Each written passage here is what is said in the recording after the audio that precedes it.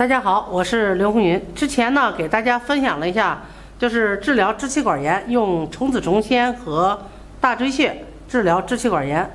但是呢，也有人给我反馈说，老师不想扎针，为啥呢？虫子虫鲜，因为这两针嘛，在手心里，其实扎针很疼啊。他说这两针太疼了，我不想用这个方法，有没有简单点的、安全点的？说我是小白，这种方法最好的。其实也有啊。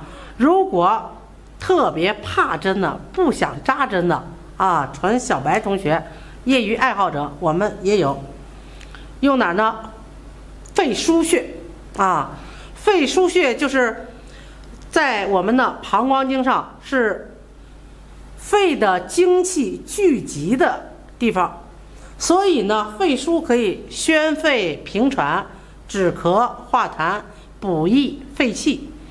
那我们怎么来操作它治疗支气管炎呢？很简单，找到肺腧，肺腧在哪儿？第三胸椎啊，棘突下旁开1.5寸，左边一个，右边一个，一边一个啊。你可以拿这个，现在有那种无痛刺血笔，找到肺腧穴，咔咔用无痛刺血笔啊，我们刺几下，刺完了之后啊，一边刺完之后，然后拔个火罐啊，留罐留个10分钟。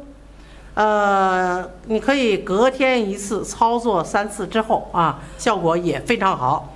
那如果特别严重呢，可以这个再多做几次啊，先刺血，再拔火罐，每次留罐10分钟，就可以治疗支气管炎。希望这个方法呢，可以不用扎针，没有那么痛苦。希望这个方法呢，可以帮到大家。今天呢分享就到这里。如果大家喜欢针灸，喜欢董氏奇穴，请大家继续关注我。